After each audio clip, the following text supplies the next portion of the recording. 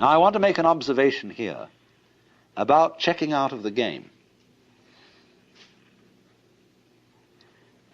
This is not encouraged in contemporary society. Because the Catholic Church and the Episcopalian Church are very powerful minorities, they can still support monasteries and even hermits. But you can't be one on your own without great difficulty. Firstly, because you're a poor consumer. See, around here we have a number of hermits. There's a guy out there building that boat, and he's essentially a non-joiner, a poor consumer, and the community, they live a lot along here, and they're not working class people. They are people who dropped out of college because they saw it was stupid. And they're that sort of people. We would call them perhaps beatniks. But you see, the city doesn't like it because they aren't owning the right sort of cars, and therefore the local car salesman isn't doing business through them. They don't have lawns, and so nobody can sell them lawnmowers. They hardly use dishwashers, appliances of that kind. They don't need them.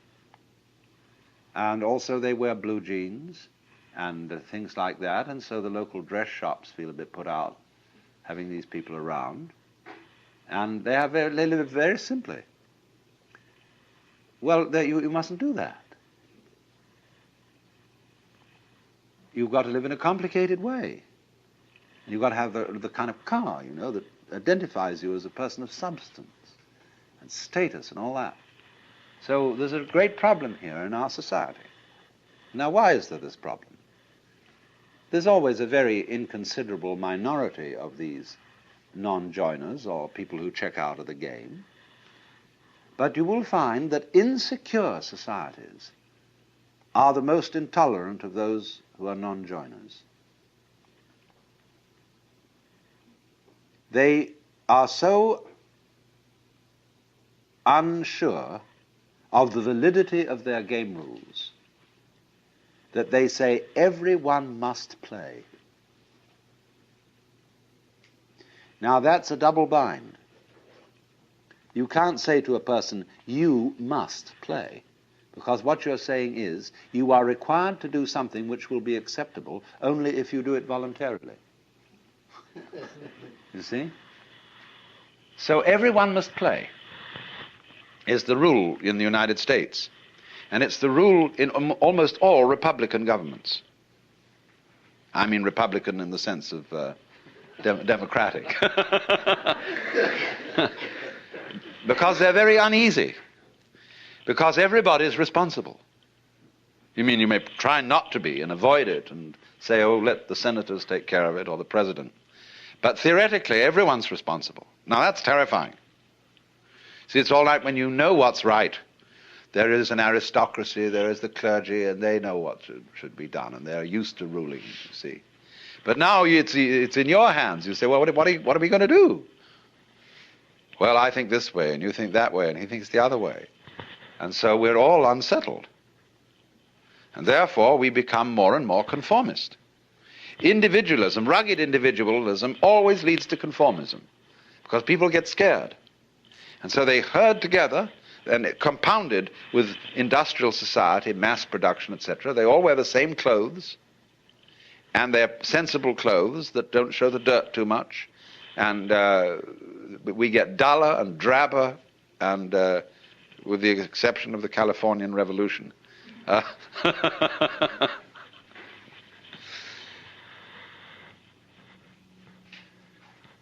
So the reason for this is, in a way, that democracy as we have tried it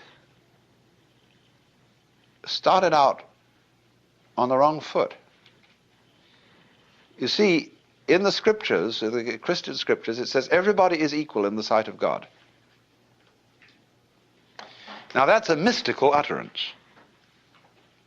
That means that from the standpoint of God, all people are divine and are playing their true function.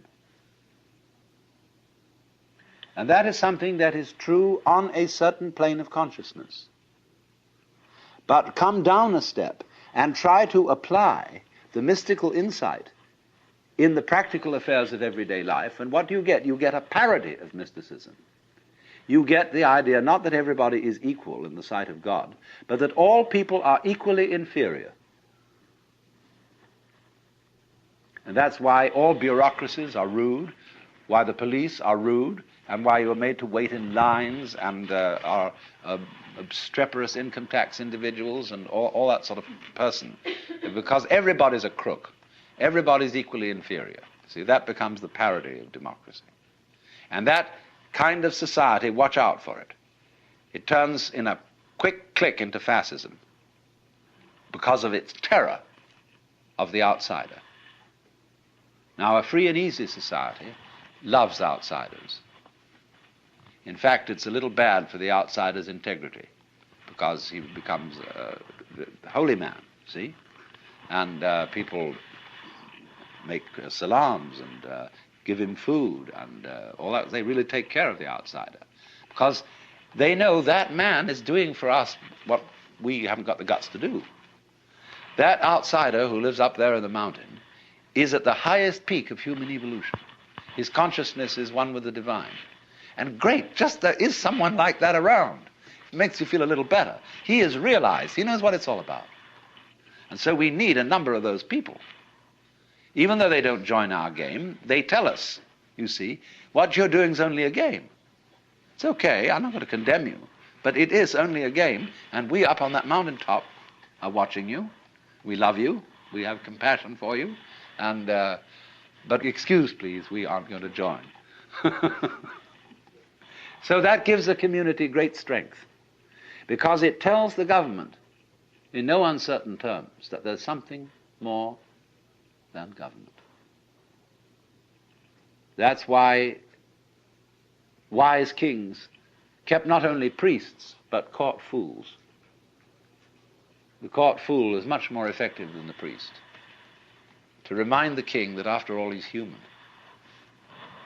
And you know how in Richard II, where the fool is called the antic, the king says, within the hollow crown that rounds the mortal temples of a king keeps death his watch. And there the antic sits, scoffing at his state and grinning at his pomp, allowing him a little time to monarchize, be feared, and kill with looks.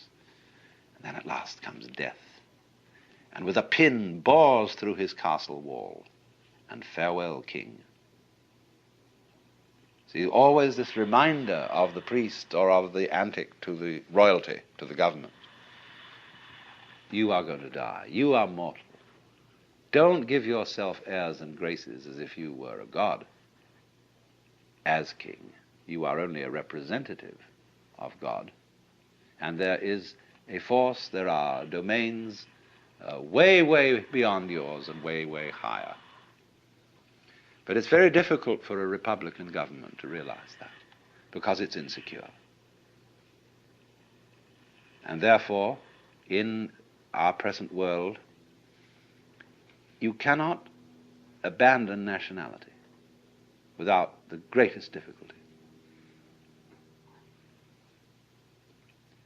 People who try to abandon nationality get constantly deported from one place to another.